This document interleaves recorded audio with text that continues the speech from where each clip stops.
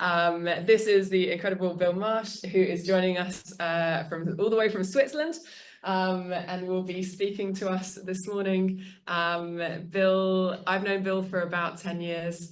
He did some training called Waging Peace, and I remember sitting in this room in my early 20s, having Bill taught me through how to be a mediator, and just being incredibly in awe of all his experience, but also all his humility as well.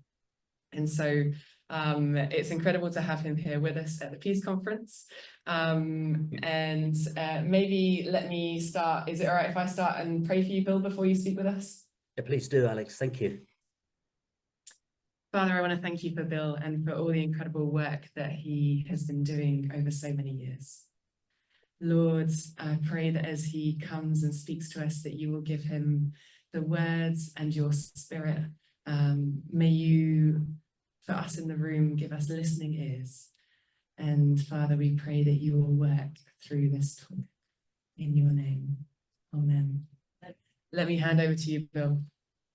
Alex, thank you so much. Hello, everybody. I'm sorry I can only see you as sort of tiny images on a screen. I'm sure you are all lovely people, because Alex just said you were. I kind of feel I ought to be saying I wish I could be with you in person, but if you could see the view from my room, I think you would understand why, in all candor, I'm quite happy to be here in Lausanne. More seriously, I would love to be with you in person, and I'm sorry I can't. So I want to talk perhaps with you more than to you about some thoughts of mine connected with the field we're all in, which is the field of being peacemakers, and really a few things that for me have helped me navigate, if you like, this field, because I would start by saying I think it's quite a painful field to be in. It seems to get more painful every day, actually. In fact, I was just in my hotel room here early this morning, was listening to the World Service and the reports from southern Lebanon and northern Israel, and that really put this morning's discussions into context, because I was thinking, gosh, what on earth can I add to that? So there are a few things that I have found, just for me personally, have helped me navigate this space, and I wanted to share those with you. First of all, a little bit of stuff about us, that's to say the peacemaking community and our context. I think if I ask who we are, first of all, I think many of us, probably most of us, are aspirational people. We see things that are possible. We feel the pain of the present, and we are hopeful, aspirational for making a change in some way. So we are, I think, of at least most of the peacemakers I've met, have that instinct in them. And yet with all that instinct, we immerse ourselves in a field which is utterly brutal. And I think many of us are left often with the feeling that maybe our stuff, whatever it is we do, maybe our stuff just isn't working. And this is the painful reality with which I want to engage today. Actually, funny enough, there was a post on LinkedIn just the other day from a friend of mine who's just retired from a very senior position in the United Nations with responsibility for the Sahel. So essentially the Saharan region. And she was bemoaning, really, it was almost a cri de coeur, asking whether anything seems to be working at the moment. And I sort of, because I know her well anyway, but it really resonated with me. And I think we do have to address the fact that the place in which we've put ourselves to live, by dint of our calling, is a painful place. And as I would describe it, we live at the intersection of our hopes and the world's realities. And that is an extremely painful place to live. I mean, in a sense, all Christians do, but I think those of us who immerse ourselves in conflict find that even more stark.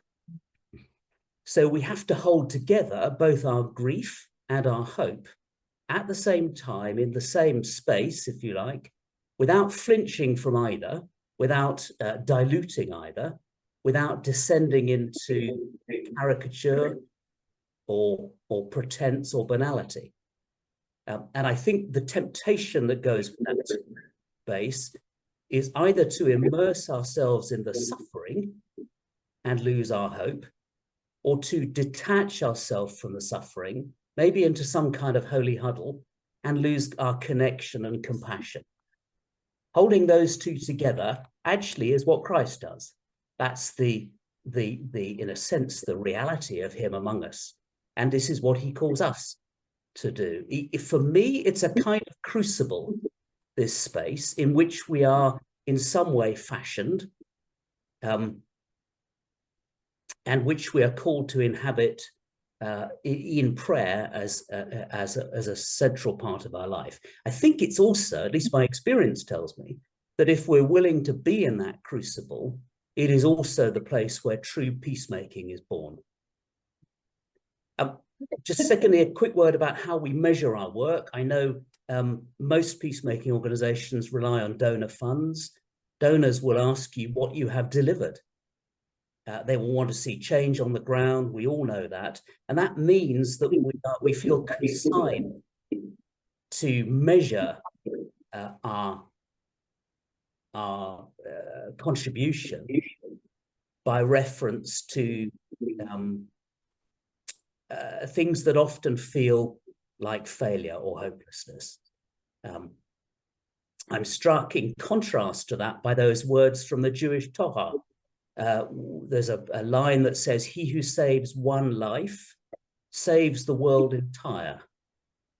So again, we have to conjure this idea that we're doing things and doing our best in a context that often feels like failure. And what do we do with all that? So into that world, if you like, which is the world we inhabit. I'm not sure I'm not actually sure if I'd known that was the world I was going to inhabit, whether I would have wanted to nurture my calling as a peacemaker. But anyway, there we are. 4 words have helped me over time navigate this space, this painful space. I'm not suggesting they are the answer in any sense. They're certainly not a formula. I hope there'll be some food for thought. And what I'm going to do is say a little bit about each word, maybe for I don't know, 10 minutes or so, something like that, maybe 15, and then give you a few moments to perhaps just with a neighbor to begin a discussion about that word. I hope that won't be it. I hope you'll be able to take it away and chew on it and discuss it later, but maybe as a place to start, we can structure it that way. So these 4 words that for me have meant a lot. The first word is encounter. The second word is spaces. The third word is unseen. And the fourth word is lament. Encounter, spaces, unseen, and lament. So dealing with the first word first, encounter. I'm not at my desk at the moment, obviously, but above my desk back at home in the UK, I have a quotation from the American poet Longfellow. And he wrote this: "If we could read the secret history of our enemies' lives, we should find in each person's life sorrow and suffering to disarm all hostility." I'll say that again. If we could read the secret history of our enemies, we should find in each person's life sorrow and suffering to disarm all hostility. Let me tell you just a couple of very brief anecdotes. About 20 years ago or so, I was mediating in a dispute in London between 2 businessmen.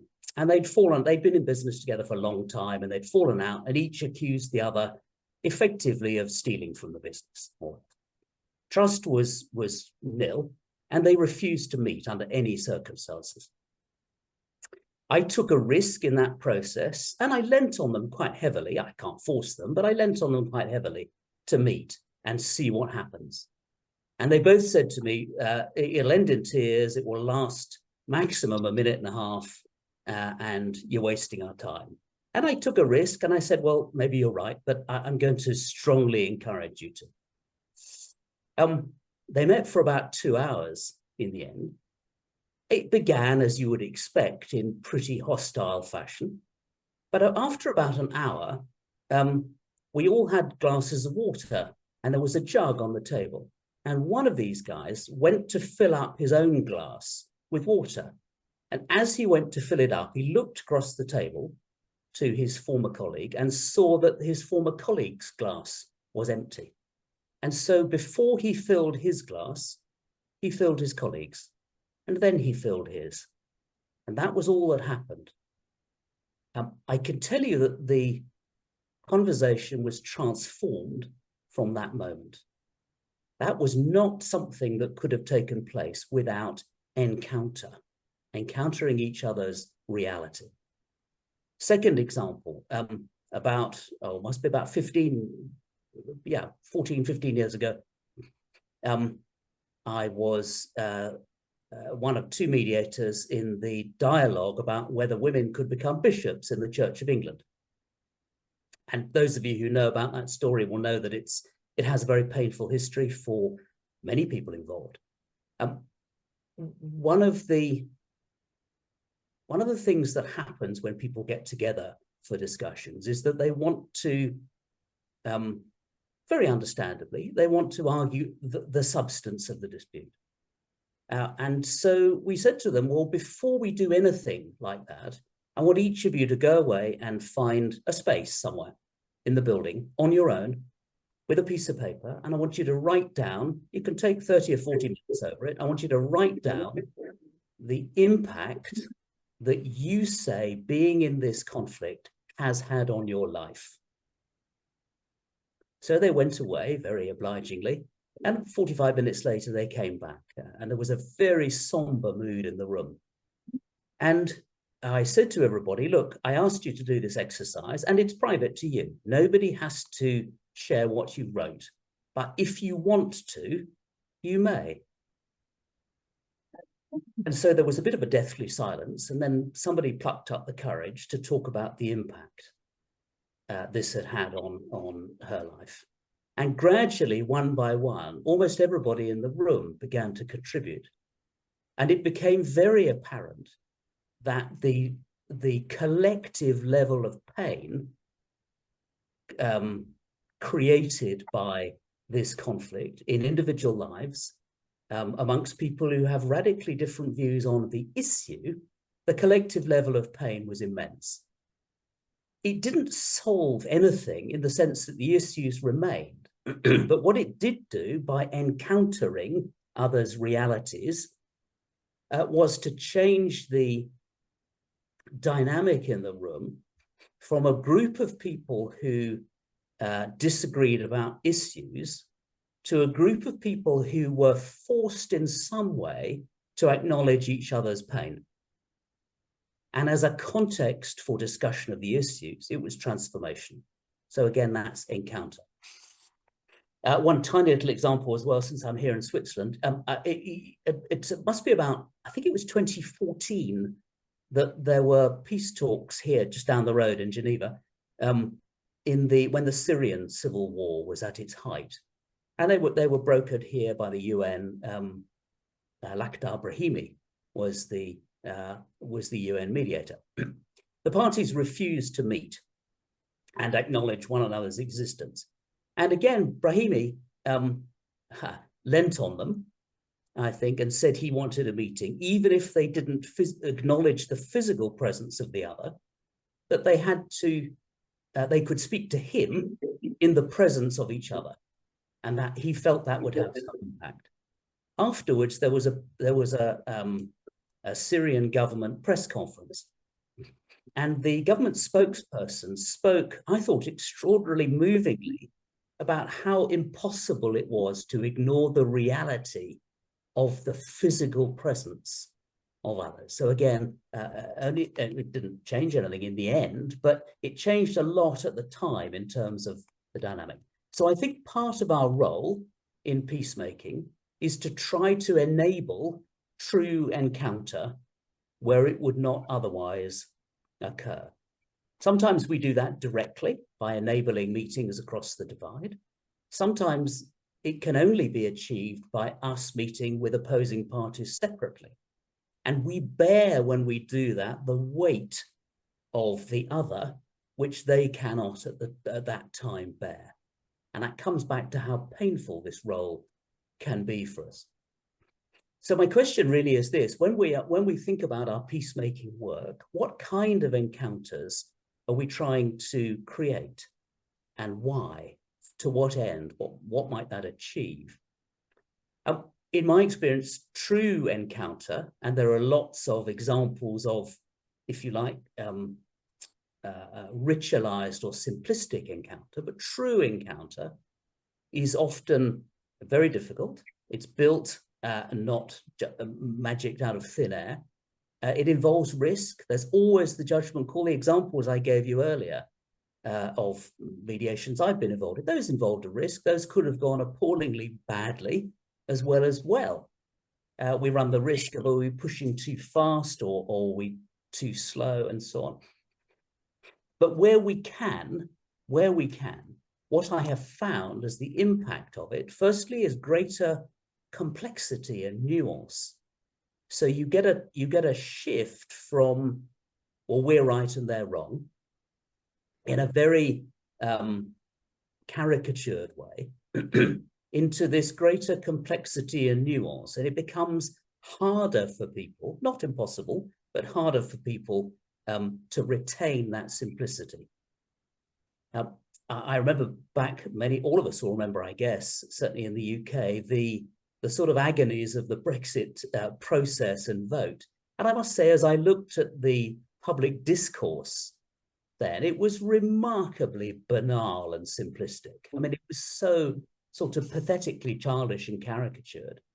And one wonders what would have happened with a more nuanced discussion about it. And the other aspect I've found of true encounter is the humanizing of others. And so I come back to where I started, which is my quotation from Longfellow.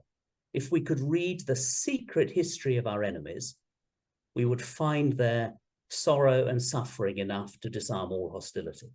So my question for us as peacemakers, and this is the end of the first word, is what role does or could enabling encounter play in my work? What might it mean in my context as a mediator?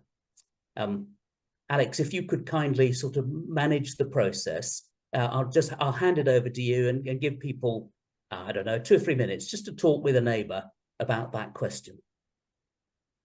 Absolutely, thanks, Phil.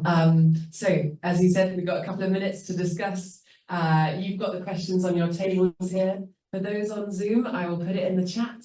But yes, take a couple of minutes to discuss with your neighbour. What does or could enabling encounter mean in my context?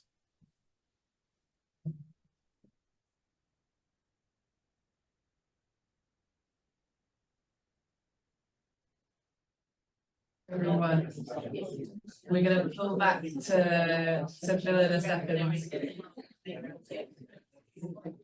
For those of you on Zoom, some of what I've been overhearing in the room is around how do we have encounter at different levels as well. So with our big conflicts that we have, there needs to be encounter between leaders, but also encounter amongst civil society as well. Then I've been hearing some things from people around some of the experience of encounter that they've had as well. So let me pass back over to Bill for our next section. Thank you, Alex. And yeah, already some hugely important and challenging questions arising about encounter. It may be that the next word addresses, it may or may not be, you'll judge for yourself, but it may be that the next word addresses some of those issues about how. I think we don't have encounter very much, often, although not only, because we don't create spaces for it. Which brings me to my second word for peacemakers, which is spaces. And I'll start with another quotation that I have on the wall of my office, which is getting rather full, actually, with quotations. This is from the 13th century poet, Persian poet Rumi. And I'm sure you've come across it, but if you haven't, he wrote this: out beyond ideas of wrongdoing and right doing, there is a field. I'll meet you there. You say it again: out beyond ideas of wrongdoing and right doing, there is a field. I'll meet you there. Every society, as we know, is full of spaces and places. Churches, schools, workplaces, kitchen tables, sitting rooms, social clubs, sports clubs. These are spaces where we meet as society, and we interact, we live our lives, increasingly both physically and virtually. And so I'm inviting all of us to think about our spaces, who is in them. And I think, certainly if I look honestly at my own life, the truth is that we all tend towards living in silos and tribes. That may be culturally, socially, referencing the point about levels as well of encounter, theologically, politically, intellectually. These are all areas where we apply, probably unwittingly and instinctively, we apply judgment calls to those with whom we choose, to share a space with. If you spend any time in, excuse me, in church circles, or actually any other part of life, you'll notice how similar those are who meet in a certain space. And this may be views on theology, but often it'll be views on life as a whole. It will be things like clothing. There's this sort of gradual coalescing of a group into a certain way of being. And the spaces where we do set up spaces in society for encounter, they tend to be what I would call gladiatorial. And they tend to focus on entertainment and not wisdom. That's not to say there can't be wisdom in entertainment, there can be, but the focus, for example, I mean, I don't know about you, but I can't bear to watch Question Time on the BBC anymore because it is a gladiatorial contest. And if somebody were to say, oh, well, we meet with others from different points of view, the answer is, for me at least, is that most of those people come to with a largely gladiatorial intent. Therefore, there is a descent into simplicity and caricature, much as we were looking at with the Brexit arguments, because people are trying to find one-liners that get their point across. And so I wouldn't call those spaces for encounter. No, I wouldn't call them spaces for healthy or true encounter. They are spaces for encounter, but not, for me, not a productive one. So for peacemakers, and therefore for our society, the real question, excuse me, the real question is, how much time do we as individuals, but also we as a society, spend with those with whom we disagree, or at least with those who are different to us and don't see life in the same way? And when we do, is our intent to, as it were, see them as a project, to persuade them, or is our intent to share their lives and learn from them? Because in my experience of failing many times at this, encounter does not arise when we see someone as a project. So we as communities, and I think it's true for the peacemaking community as well, because we are battered and beleaguered at times, we need to fight the instinct to circle the wagons.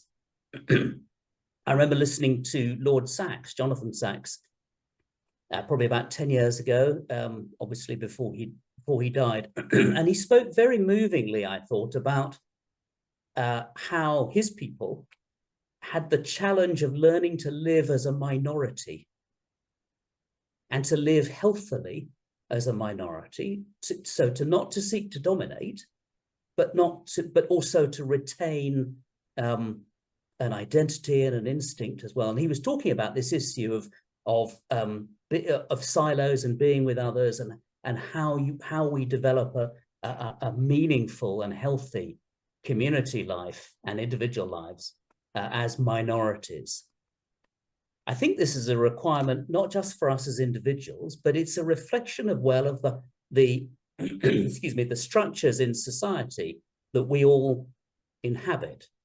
And so I think one of our challenges as mediators is, how do we order our communities and societies? I refer to this as the relational or societal architecture of our lives. The current architecture is built so as to drive us into engagement with similarity rather than engagement with difference. And that's very much true, excuse me. Apologies, must be all that mountain air. The relation architecture of our lives is built so that it drives us towards similarity. And that's something that I think our calling as peacemakers needs to require us to reflect on and think about. Let me tell you about an unusual space. For the last 3 or 4 years, I've been mediating the consequences of the Grenfell Tower fire.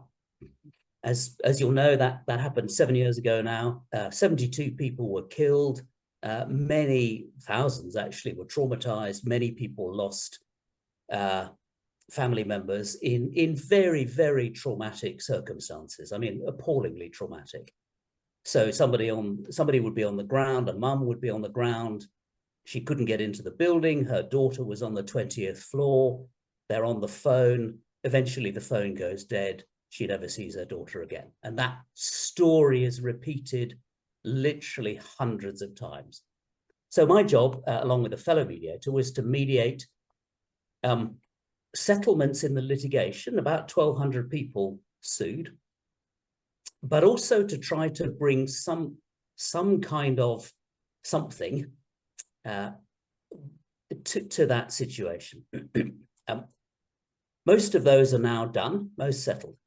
There's a small couple of cohorts coming through the settlement process, but I think about just over 1,000 are now resolved. The resolution for them, and I can say this because it's public knowledge, involved 3 components.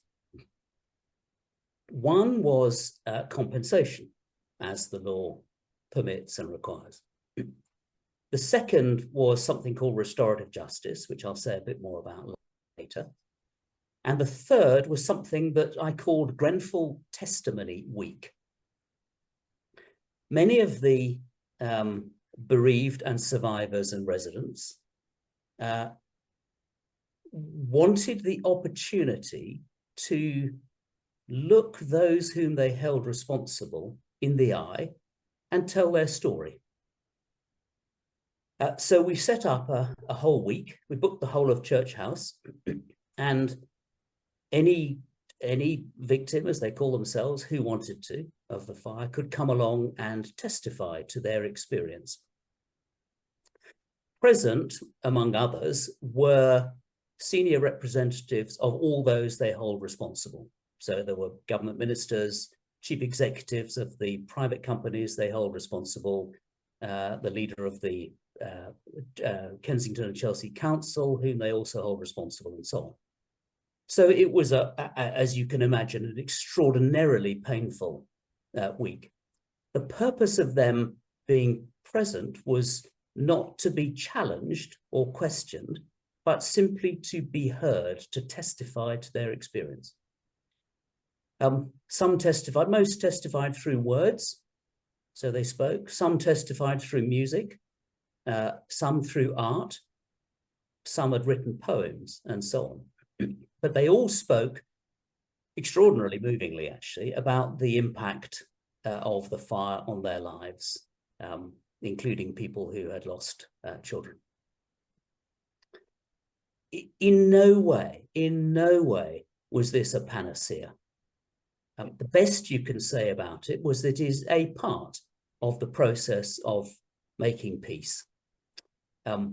I listened afterwards, it's online actually, to a speech by the leader of Kensington and Chelsea Council, in which she, with a public speech, which she gave to the council in session, in which she talked about the impact of being there on her. I mention it because it's an unusual space. It's a space that arose not because these things exist and we just ticked a box and went off in that direction, but because those who had suffered described it as a space that they needed. And so with their full involvement, we were able to design something. So that's a kind of space that I strongly encourage us to think about. I do think that we, the peacemaking community, need to be challenging publicly the design of our public square, if I can call it that, of our lives. I know that, let's say 1,000 years ago, when people lived in smaller villages and tighter communities, my guess is, I wasn't around, despite my son's regular insults about my age, I wasn't around 1,000 years ago. But I suspect that community life had a different feel then. And so part of what we need to do, perhaps, is to be recreating these. But however you look at it, we certainly need to create these spaces. And I think that's especially the case in the context of growing extremism. And extremism, of course, thrives on people's fears and frustrations that they're not what? They're not being heard. Being heard isn't the same as winning an argument, as the Grenfell Testimony Week so amply, to my mind, demonstrated. But these spaces have to be very intentionally built, and somehow we need to normalize these encounters. At the moment, they're very unusual in our society. The more we can normalize this kind of engagement, the more I think people will warm to it. I think that's all I want to say about spaces. Alex, if I can hand back to you again for the same process to turn it over to everybody. And the question is, what different spaces either have I or could I create for enabling real encounter? What spaces have I or could I create for enabling real encounter? Over to you, Alex. Thanks, Bill. We've got another couple of minutes, everybody. Feel free to speak in your groups. Yeah. I'm aware that these are very big questions and they're going to take us a much longer than just today to unpack. So we will continue these conversations as well. Some of what I was just overhearing, around the difference between different kinds of spaces, particularly those that are online versus those that are face-to-face, and how that makes a massive difference as to how we interact with the people in those spaces. But that was just one of the conversations I overheard. So back to you, Bill, for the next session. Alex, thank you very much. And you're right; these are huge questions, and all I hope to do is light the blue touch paper, if you like, so that discussions can continue. So it brings us to our third word. This word is unseen. Unseen. It is, I think, part of the Christian calling to see what might be, and then work with God to bring it into being. To see what might be, and then work with God to bring it into being. And that sense of what could be, which I'll call, for want of a better phrase, the prophetic imagination, is God-given. We are enabled to look at situations and see how they might be, for example, or not for example, but how they might be in the context of the kingdom of God. And as we observed earlier, this means that we are called to live in the space between what is and what will be, or to put another way, to try and bring the what will be into the present. And that is a painful place to be. It can also be a place of great joy, I'll say, but I think it's also right to recognize that it's a place of great pain as well. I find with the peacemaking community and with our work, or maybe I'll make this more personal and just say with me anyway, that we want to be there, I want to be there at the handshake. And that feels like the sort of public success of all our efforts. But the real question, I think, is what gets us there? You see, I think the life and work of a peacemaker is often very unseen. We're working actually towards redundancy. That's the whole name of the game, that people no longer need us. And I sometimes think to myself, semi-jokingly, but only semi, that if we were to advertise for people to do our work, we would say wanted. People to do work that is mostly unseen, mostly unappreciated, not often apparently successful, and should it ever succeed, will be immediately redundant. I mean, it's not a great ad for a job, but it's kind of the reality of our space. A few years ago, 5 or 6 years ago, I had the great privilege and joy to meet Bertie Ahern, the former Prime Minister of Ireland. And you'll remember, I'm sure, that Bertie Ahern represented the country in the peace talks that led to the Good Friday Agreement. So he led the negotiations for Ireland. And because I had the opportunity, and because I would have been a complete idiot to pass up the opportunity, I asked him what he'd learned from the process. And I then took about 10 pages of copious notes, which I haven't got time for now. But I'll pull out 2 things from it. Firstly, he said it takes graft and commitment over many years.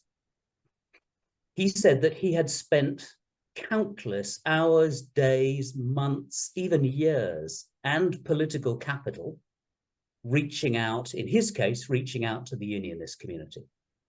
And he said that the overwhelming majority of his approaches were rebuffed.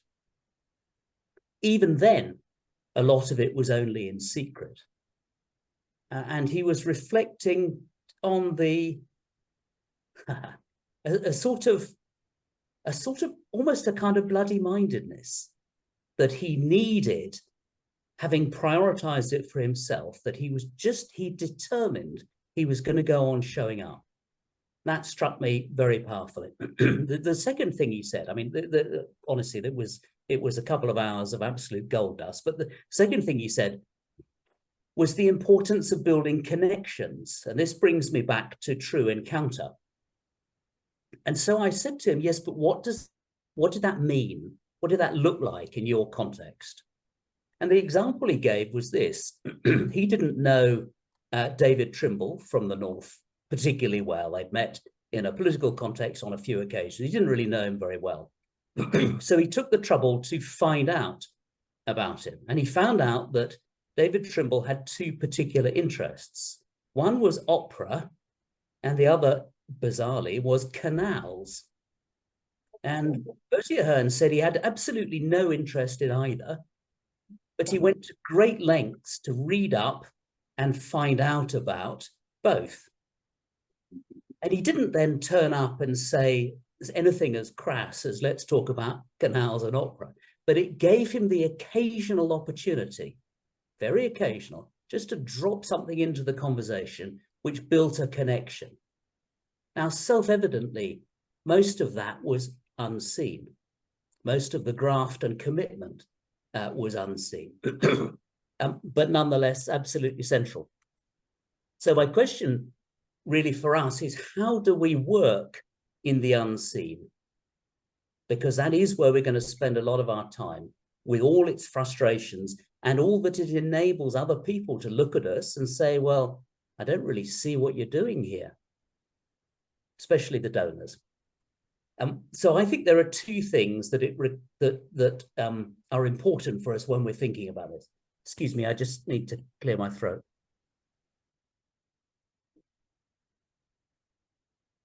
Right, sorry.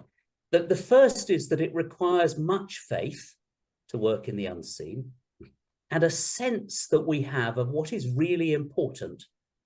It reminds me of the Jesus's parable of the man who built his house on the rock, which is something about someone who spent his time, his energy, his money on unseen things first, not only, but first, in order to ensure that the seen things would be, let's say, lasting. And in my mind's eye, because I have that kind of mind, unfortunately, in my mind's eye, I see these two houses side by side, one on the sand and one just to the side on the rock. And the guy who built his house on the sand, I kind of envisage him in a rocking chair, and he's sitting in his porch with his house all nicely built and ready to go and looking good.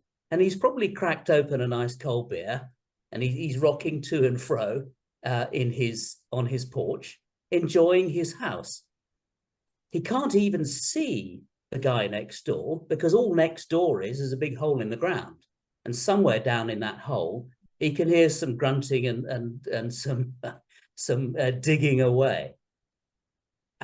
For me, that's quite a useful image, actually, although it's semi-humorous, because there is something of that reality, partly about life in Christ generally, but also about our peacemaking work. And I think the consequence of starting with and sustaining solid foundations is really, it has two applications. One is in our individual lives.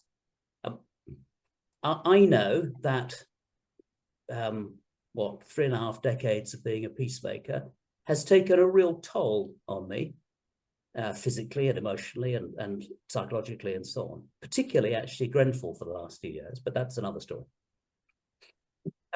And I've often sat at home and wondered whether I really have a calling or not, whether it's just something that, you know, felt good or sated my ego or something like that.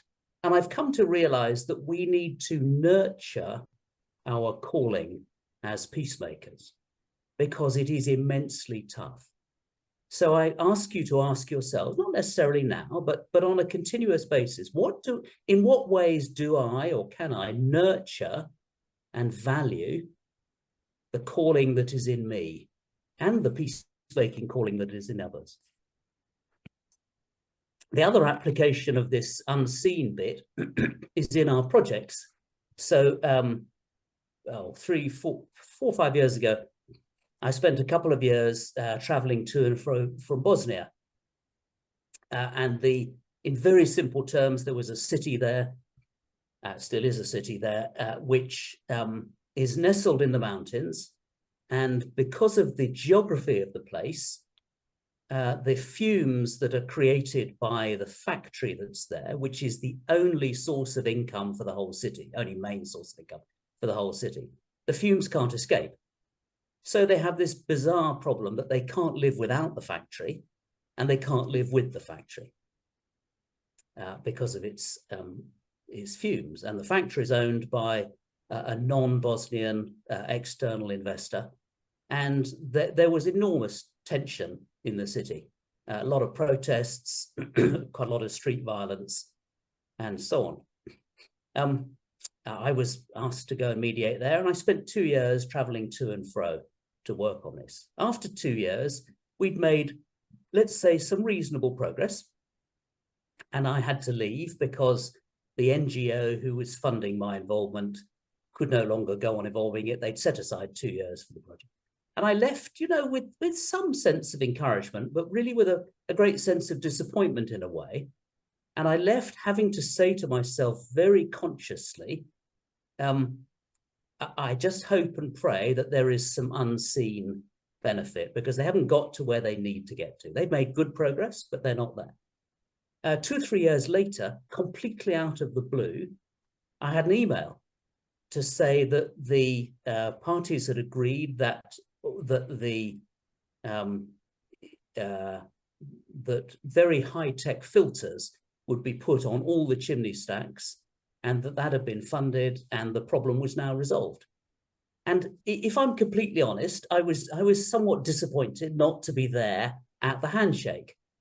But it was also a real lesson to me to say, I'm not going to invalidate the 2 years' work. I have to be able to say to myself, for my own sanity, apart from anything else, and because I think it's true of our calling in God, that we get called to do our bit, and whether we're there at the handshake or not, it is, more our problem than anything else.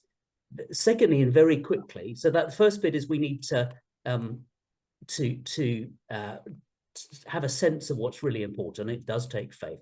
The second is that we need to understand that God does value the unseen, by which I mean unseen by people. It's not unseen by God. So we know that Jesus speaks about prayer and giving, and he says about doing it in secret, then your heavenly Father, who sees what is done in private, will reward you. And St. Paul picks up this theme in 2 Corinthians chapter 4, where he's really talking to the Corinthians about losing heart. We do not lose heart. And then he goes on, but how is it that we do not lose heart? And he says, we fix our eyes not on what is seen, but on what is unseen. Now, I'm not going to tell you that that's an easy sell for a donor. It's very difficult. But somehow we need to learn to value it. So my third question for you is, how can valuing the unseen help me in being a peacemaker? Or maybe you want to say, picking up the other question, are there ways in which I can nurture myself and others as peacemakers? So back to you, Alex. Would anyone online like to share what you were contemplating in terms of this question?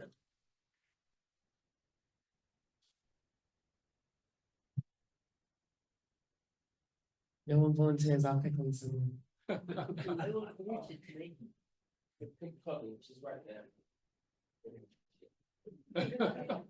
Julia, I know that you're joining us. Is there any contemplations that you'd like to offer?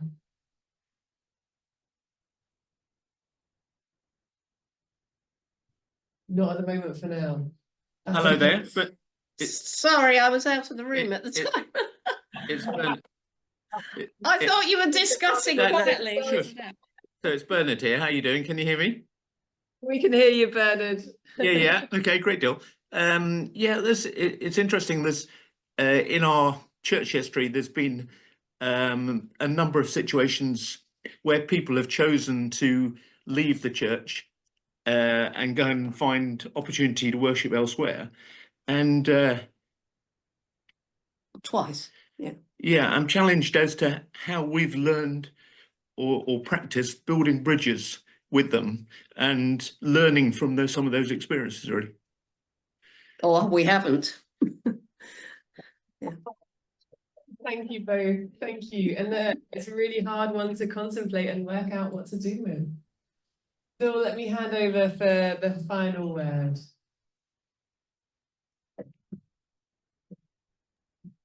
Thank you very much. And thank you. I think it was Bernard and Julia, is it?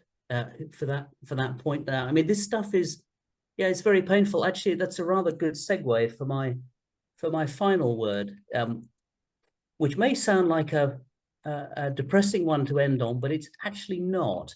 The word is lament. Lament. This is something that I feel strongly about, but I think I've come to much later, and I wish I'd sort of discovered more about it earlier, actually. It's not about being Eeyore. What it is about, I think, is allowing the reality of the world to impact upon us. It's about not rushing to solutions, but staying for a while with the pain.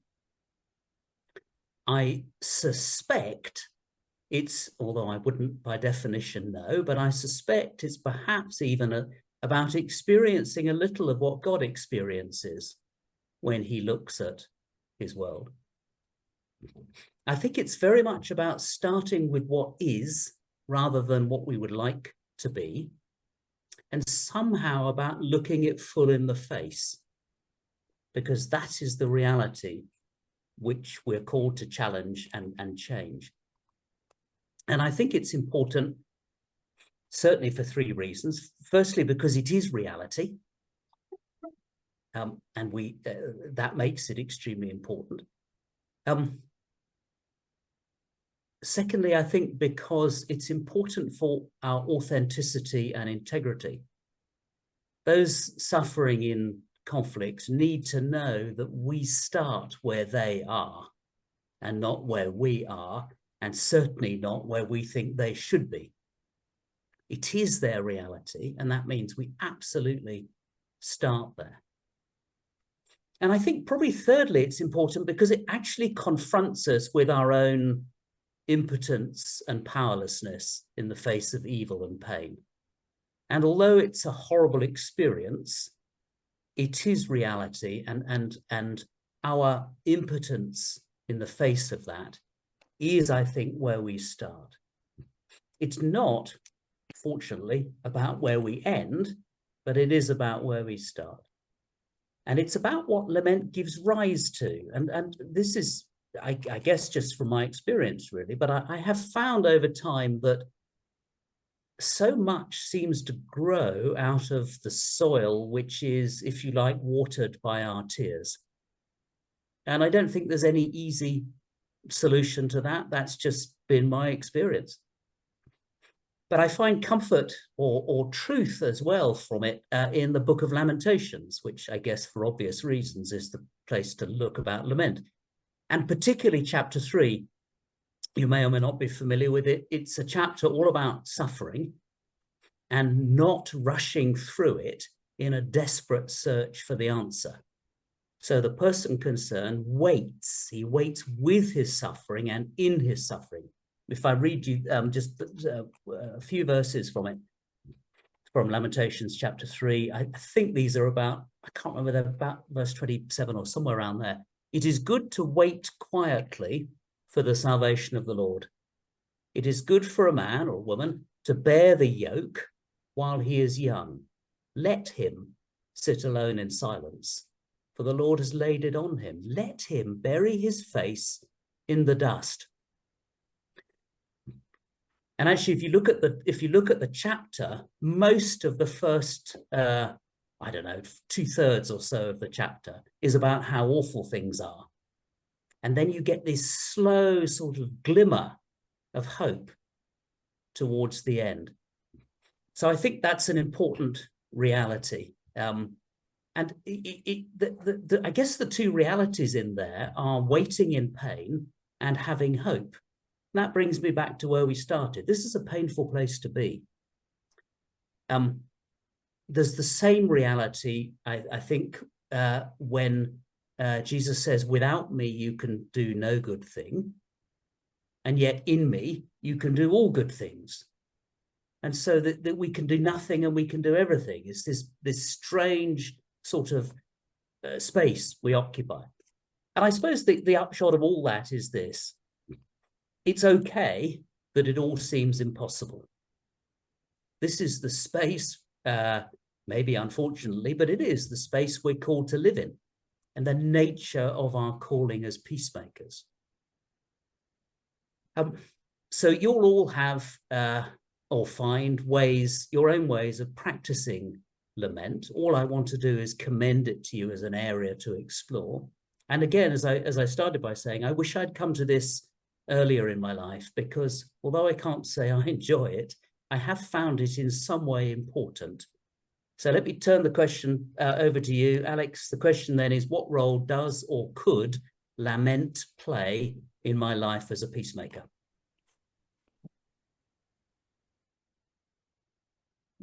Thanks, Bill. Another couple of minutes, everybody. We're going to come back together again so that we've got some time for question and answers as well. My personal reflections on lament is that even whilst we're in this meeting now, I'm getting messages of friends in Lebanon moving around the country and being moved. And have spent a lot of phone calls this week lamenting with people. It's a hard space to inhabit. So Bill, let me hand back to you, and then we also have some time for question and answers. But Bill, let me hand to you first. Thank you, Alex, and bless you in your own lamenting. I'm going to finish up with something very quick, because I want at least a little bit of time for some questions and discussion and comments and so on. The 4 words that I've used, I think, belong together. And I think the way they belong together is by using them in reverse order, if that doesn't sound strange. So the way it works for me, this is a very personal thing. I'm not saying this is the way it works objectively. This is just what I've found useful. We start with the last word. We start with lament. We really feel things. We acknowledge them. We weep over them.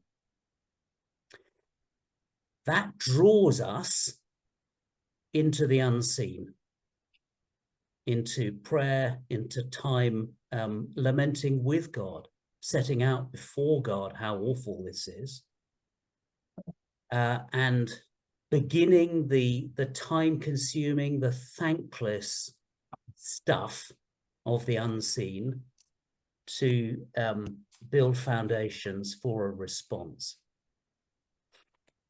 Out of that unseen work, I think spaces that we can create often emerge. And I note here the immense importance of what I call the prophetic imagination. So this is bringing to God what are the spaces that could emerge out of this lament. And finally, when we do create the spaces, we often find that encounter happens in those spaces. Our job is to create the space and then hold and manage the space. The encounter itself is, I think, always a miracle. And those encounters will sometimes be productive and often throw us back into lament. And we begin the circle, the cycle again. We lament, we dig deeply into the unseen. Spaces emerge out of that. Encounter happens. Some are a blessing, some throw us back into lament. And so for me, as I say, this is just a very personal thing, but I have found that continuous cycle is one way that I've tried to make sense of the nature of what we're all engaged in. So it's more than time for me to shut up. And Alex, I'll hand the floor back to you. So Bill, thank you so much for sharing your wisdom. Thank you for being here with us via Zoom. Yeah, it's incredible. So thank you very much. Thank you.